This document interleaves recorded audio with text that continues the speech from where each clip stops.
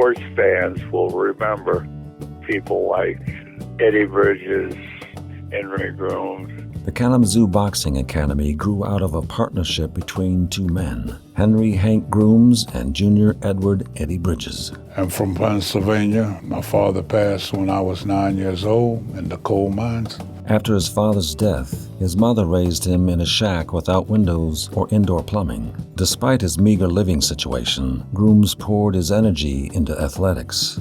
I participated in football, was recruited then by Massillon, Ohio. We moved to Massillon, Ohio. After Massillon, I got recruited into service. Grooms discovered boxing in the military, where he used his talent as a fighter to win himself a leadership position in his unit. We had a smoker where everybody gathered in one place like an arena.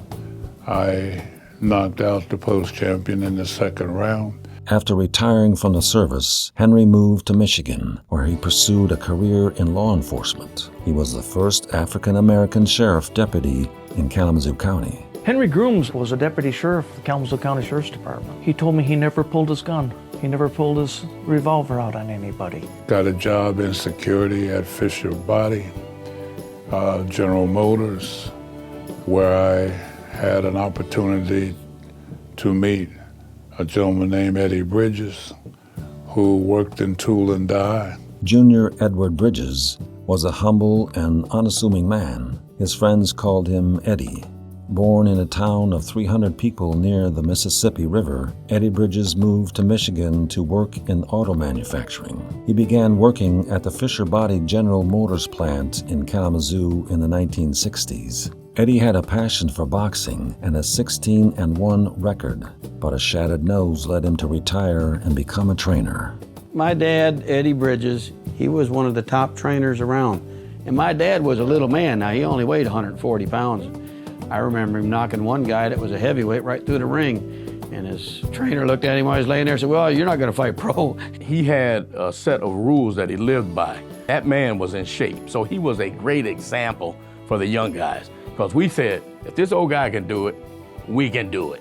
Some of the boxers, some of the other trainers, some of the others were real bodacious, always telling you how good they were. Well, Eddie was just really quiet, wasn't a real huggy, lovey type of guy, but you just knew that he respected you. You just knew that he cared about you. He would always talk about his boxers, not Eddie Bridges. We became very good friends. I then said to him, I'm going to attempt to try to do something in boxing in the city of Kalamazoo, a facility to help youngsters get a good basic understanding of life so that they would never be incarcerated for any kinds of crime because they would not be committing them. And we discussed joining forces. Henry and Eddie found great success together, but they didn't always see eye to eye. In the 60s, before the Boxing Academy was established, they developed separate teams that trained at several different locations throughout Kalamazoo. I went to Lincoln School, started to do the boxing with one set of boxing gloves. There was a little room off to the side, a wrestling room.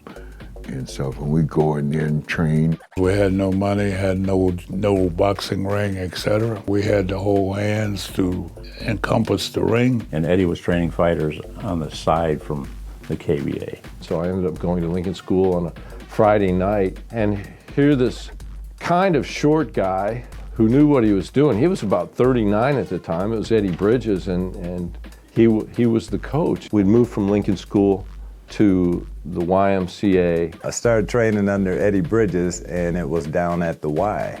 And there's probably 20 of us there, so we trained there and then fought eventually in the tournaments in Grand Rapids. The Y wasn't going to let us box there anymore. They had to use the space for other things. We boxed out in this old barn in Mattawan for probably that whole summer. It was a great farm. We set up a ring in the big barn. We sparred there. The owner of this grape field was so gracious to allow us to use his farm. His name was Jim Block. He was one of the famous fighting Block brothers out of Kalamazoo. Then we went downtown Kalamazoo to an old vacant retail shop. We ended up at the Kalamazoo Boxing Academy. We merged with them.